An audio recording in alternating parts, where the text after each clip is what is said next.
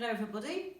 Andy and I have been doing some research about things at the moment, and I've discovered this, and I'd like to share it with you, and I will share the link in a moment on my Facebook page once I've shown you this, which is Deborah Davis shares on her website, and it's also found on Google. Now, you have a mobile phone. Have you ever gone into your settings? You scroll down, click General.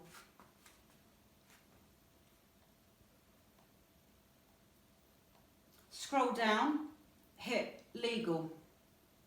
Under here, many of you may not have seen this, and nor did we until today. You have legal notices, license, warranty, RF exposure. Click on RF exposure and I'll read the following to you. iPhone has been tested and meets applicable limits for radio frequency RF exposure. Scientific absorption rate, SAR, refers to the rate at which the body absorbs RF energy. The SAR limit is 1.6 watts per kilogram in countries that set the limit averaged over 1 gram of tissue, and 2 watts per kilogram in countries that set the limit averaged over 10 grams of tissue. During testing, iPhone radios are set to their highest transmission levels and placed in positions that simulate uses against the head, with no separation, and when worn or carried against the torso of the body with 5mm separation. To reduce exposure to RF energy, use a hands-free option, such as the built-in speakerphone, the supplied headphones, or other similar accessories. Cases with metal parts may change the RF performance of the device, including its compliance with RF exposure guidelines in a manner that has not been tested or certified. SAR values for this device are available at, and it gives you the link to Apple Legal RF exposure. Although this device has been tested to determine SAR in each band of operation, not all bands are available in all areas. Bands are dependent on your service provider's wireless and roaming networks. This was quite shocking to us this morning.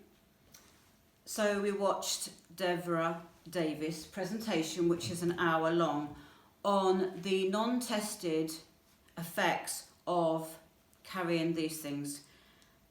Many people that I know carry these in their pockets. Men next to their testes. Ladies, I know personally some of you carry them in your bras. You sleep with them in your bedrooms. You have them in your cars. All the time, the antennae is searching and searching for the signal. Nowadays, many of us, no more, for me and Andy, you have apps.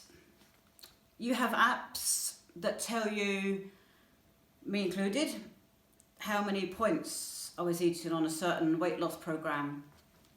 Me not included, a device that you wear on your wrist to tell you how many steps you've taken.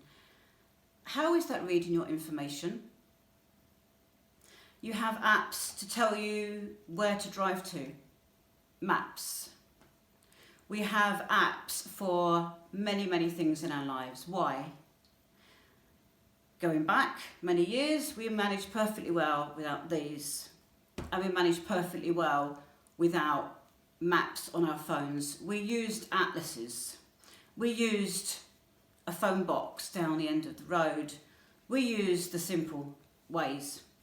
Now, sadly, due to this current situation, apparently there is an app to track, or is it a trap, your symptoms of this virus.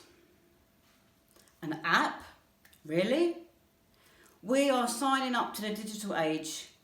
We don't need a device on our wrist to tell us how many steps we've taken. Just walk and enjoy the sunshine. We don't need apps. We don't need this so-called futuristic technology. In a moment, I will share after this on Facebook the link to Deborah Davis' talk. Please watch this. It is an hour. This lady is scientifically looked at the impact of mobile phones.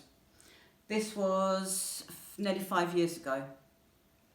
There is another one, which we're going to follow up with in a moment, about the FIVEG.